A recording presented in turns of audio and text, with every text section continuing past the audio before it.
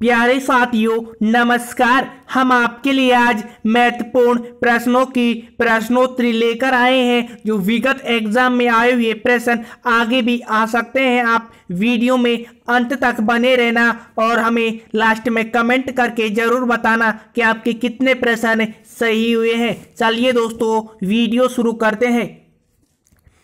73वां भारतीय संविधान संशोधन संबंधित है। दोस्तों जो भारत के संविधान में 73वां संविधान संशोधन किया गया था वो किससे संबंधित है? केंद्र राज्य संबंध से, सर्वोच्च न्यायालय की शक्ति से,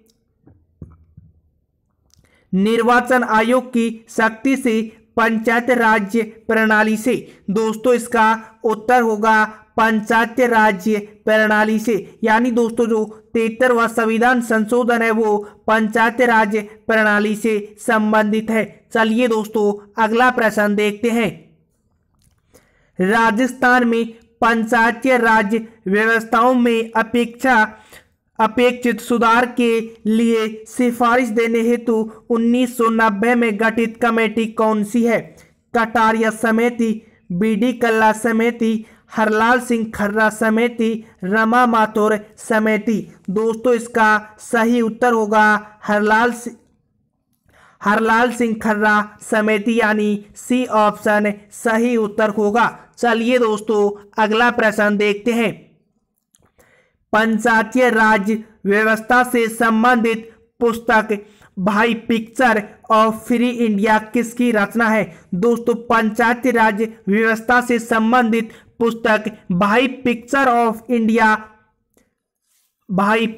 ऑफ फ्री इंडिया किसकी रचना है? महात्मा गांधी, जवाहरलाल नेहरू, बलवंत राय मेहता, वल्लभ भाई पटेल। दोस्तों इसका उत्तर होगा महात्मा गांधी। यानी दोस्तों भाई पिक्चर ऑफ फ्री इंडिया के लेखक हैं महात्मा गांधी यानी ए ऑप्शन हमारा सही उत्तर होगा। चलिए दोस्तों अगला प्रश्न देखते हैं। भारत में 1882 में स्थानीय स्वशासन की शुरुआत किस गवर्नर जनरल ने की थी? दोस्तों भारत में 1882 में स्थानीय स्वशासन की जो शुरुआत हुई थी वो किस गवर्नर जनरल ने की थी? लॉर्ड कर्जन, वारेंग हटिंगटन, लॉर्ड लिटन, लॉर्ड रिपन। दोस्तों इसका सही उत्तर होगा लॉर्ड रिपन। दोस्तों जो लॉर्ड रिपन जी थे उन्होंने भारत में 1882 में स्थानीय स्वशासन की शुरुआत की थी। यानी हमारा बिल्कुल सही उत्तर होगा डी ऑप्शन। चलिए दोस्तों अगला प्रश्न देखते हैं। गिरी सुमेल की युद्ध के बाद शेरशाह सूरी ने जोधपुर दुर्ग का प्रबंधक किसको दे दिया? दोस्तों गिरी सुमेल युद्ध के बाद शेरशाह सूरी ने जो जोधपुर दुर्ग है उसका प्रबंधक किसको बना दिया गया? उबैद खान, सैयद खान अहमद, खवास खान, जलाल खान। दोस्तों इसका सही उत्तर होगा खवास खान। यानी दोस्तों जो शेरशाह सूरी ने जोधपुर दुर्ग का जो प्रबंधक खवास खां को बना दिया गया था। यानी हमारा सी ऑप्शन बिल्कुल सही उत्तर होगा। चलिए दोस्तों अगला प्रश्न देखते हैं। किस शासक की मृत्यु पर औरंगजेब ने कहा कि आज कुफ्र का दरवाजा टूट गया? दोस्तों कुफ्र का मतलब होता है धर्म विरोधी। यानी दोस्तों औरंगजेब ने किस शासक के मरने के बाद कहा था कि आज कुफ्र का दरवाजा टूट गया? राणा राज सिंह, महाराणा जसवंत सिंह प्रथम, महाराणा कर्ण सिंह, करजन हाडा। दोस्तों इसका जो बिल्कुल सही उत्तर होगा महाराणा जसवंत सिंह प्रथम। यानी जो कुफ्र का दरवाजा टूट गया था ये शब्द के लिए जसवंत सिंह प्रथम के लिए प्रयुक्त किया गया था। किसके द्वारा? औरंगजेब के द्वारा। यानी हमारा बी ऑप्शन बिल्कुल सही उत्तर होगा। चलिए दोस्तों अगला प्रश्न देखते हैं। लोक देवता तेजाजी महाराज का पवित्र तीर्थ स्थल बासी दुगारी कहाँ स्थित है? दोस्तों तेजाजी महाराज का जो तीर्थ स्थल बासी दुगारी है वो कहाँ पर स्थित है? नागौर, बूंदी, बीकानेर, झालावाड़। दोस्तों इसका सही उत्तर होगा बूंदी में, यानी दोस्तों जो बांसी दुगारी है वो बूंदी जिले में स्थित है। चलिए दोस्तों अगला प्रश्न देखते हैं। करौली क्षेत्र में कैला देवी की आराधना में गाए जाने वाले लोकगीत हैं। दोस्तों जो करौली क्षेत्र है उसमें कैला देवी की आराधना में जो लोकगीत गाए जाते हैं वो कौन से हैं? लांगुरिया, हिंडो, इंडोरी, कोई नहीं। दोस्तों इसका सही उत्तर होगा लांगुरिया। दोस्तों कैला देवी की आराधना में लांगुरिया लोकगीत गाए जाते हैं, यानी हमारा ए ऑप्शन बिल्कुल सही उत्तर होगा। चलिए दोस्तों अगला प्रश्न देखते हैं। सुगन चिड़ी को किस लोक माता का स्वरूप माना जाता है? दोस्तों जो सुगन चिड़ी है उसको किस लोक देवी की लोक माता की स्वरूप माना जाता है? जीण माता, आयड़ माता, मल्लीनाथ जी, स्वांगीय माता।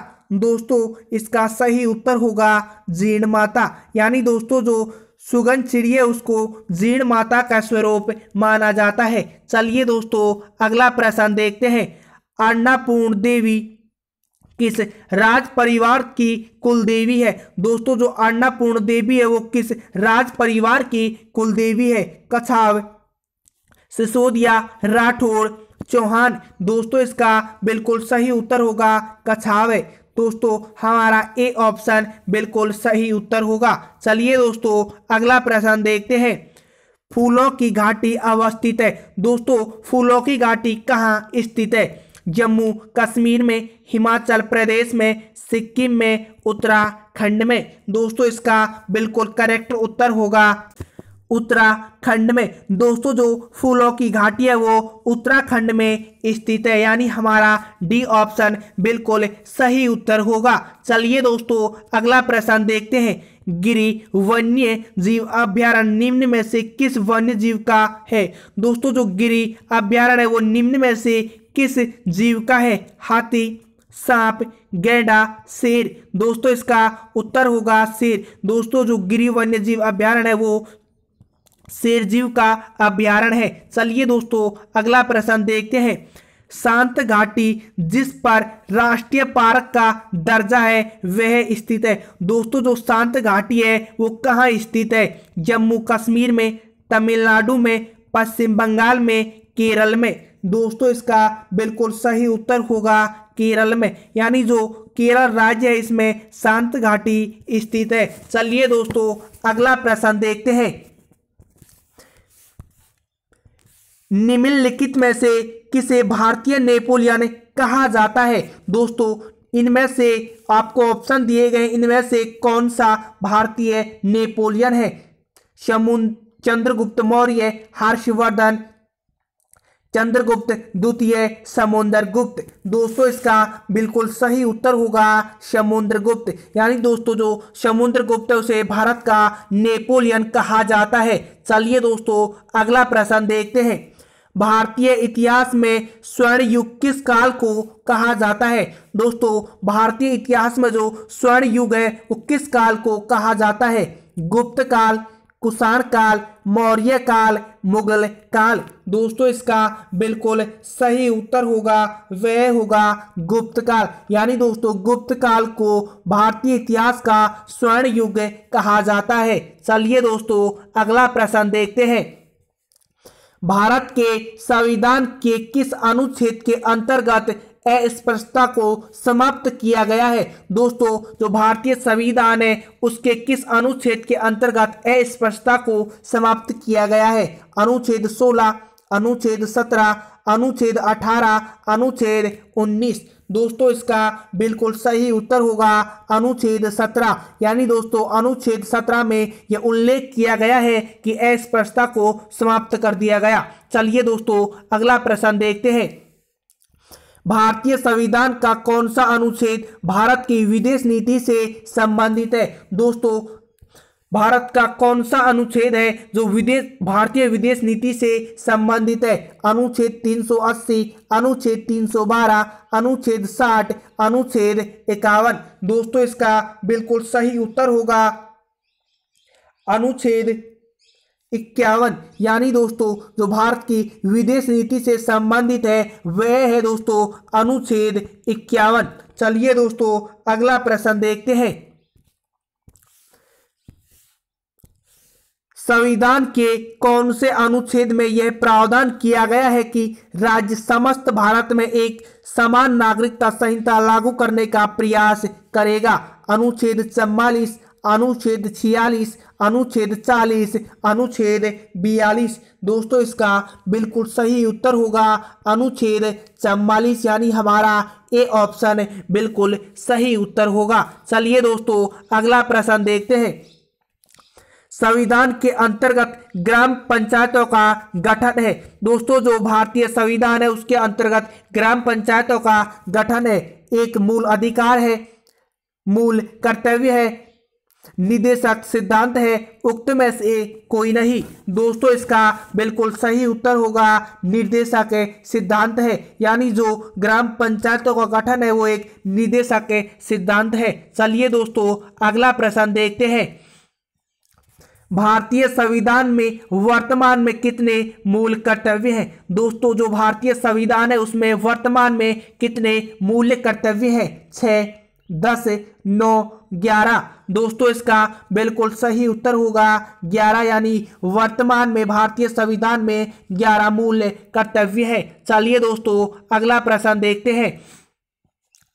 संविधान में मौलिक कर्तव्यों को कब सम्मिलित किया गया था? दोस्तों भारतीय संविधान में मौलिक कर्तव्यों को कब सम्मिलित किया गया था? 1976 में, 1977 में, 1975 में, 1978 में। दोस्तों इसका बिल्कुल सही उत्तर होगा वह होगा दोस्तों 1976 में, यानी हमारा ए ऑप्शन बिल्कुल सही उत्तर होगा। चलिए दोस्तों अगला प्रश्न देखते हैं। किस संविधान संशोधन द्वारा भारतीय नागरिकों के लिए मूल कर्तव्य संविधान में जोड़े गए? दोस्तों किस संशोधन द्वारा भारतीय संविधान में भारतीय नागरिकों के लिए मूल कर्तव्य जोड़े गए?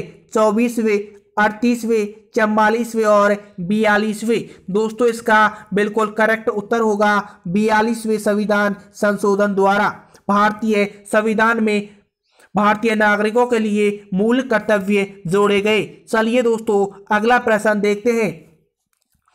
11वें मूल कर्तव्य किस भाग में है? दोस्तों जो 11 मूल कर्तव्य है वो किस भाग में है? भाग 4, भाग 2, भाग 4A, भाग 6। दोस्तों इसका बिल्कुल सही उत्तर होगा वह होगा दोस्तों भाग 4A, यानी जो मूल कर्तव्य है वो भाग 4A में है। चलिए दोस्तों अगला प्रश्न देखते हैं।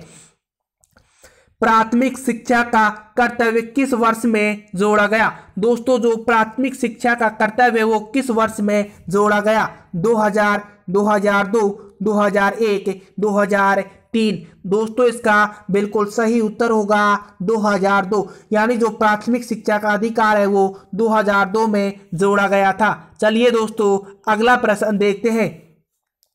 शिशु अवस्था में शरीर में कुल कितनी अवस्थियां पाई जाती हैं? दोस्तों जो बच्चा होता है उसके शरीर में कितनी अवस्थियां पाई जाती हैं, कितनी हड्डियां पाई जाती है? 206, 270, 210, 260। दोस्तों इसका बिल्कुल सही उत्तर होगा 270, यानी जो शिशु होता है उस समय उसकी जो शरीर की हड्डियां होती हैं वो होती हैं दोस्तों 270 के लगभग। चलिए दोस्तों अगला प्रश्न देखते हैं। सबसे छोटी साइज कौन सी है? दोस्तों जो कंप्यूटर उसमें सबसे छोटी साइज कौन सी है? Terabyte, gigabyte, kilobyte, megabyte. दोस्तों इसका बिल्कुल सही उत्तर होगा किलोबाइट। दोस्तों जो कंप्यूटर में सबसे छोटी साइज होती है वो होती है दोस्तों किलोबाइट, यानी हमारा सी ऑप्शन बिल्कुल सही उत्तर होगा। चलिए दोस्तों अगला प्रश्न देखते हैं। कंप्यूटर डाटा की सबसे छोटी इकाई है? दोस्तों जो कंप्यूटर डाटा है उसकी सबसे छोटी इकाई कौन सी है? Byte, bit, record, file. दोस्तों इसका बिल्कुल सही उत्तर होगा बाइट, यानी जो कंप्यूटर डाटा की सबसे छोटी इकाई है वह है दोस्तों बाइट, यानी हमारा ए ऑप्शन बिल्कुल सही उत्तर होगा। आई होप आपको ये वीडियो पसंद आई होगी दोस्तों। वीडियो पसंद आई है तो वीडियो को लाइक करें, चैनल को सब्सक्राइब करें और हमें कमेंट करके जरूर बताएं कि आपके कितने प्रश्न सही हुए हैं। और दोस्तों आप इन प्रश्नों की पीडीएफ चाहते हैं तो हमारे टेलीग्राम चैनल को ज्वाइन अवश्य करें। मिलते हैं नेक्स्ट वीडियो में। जय हिंद, जय भारत।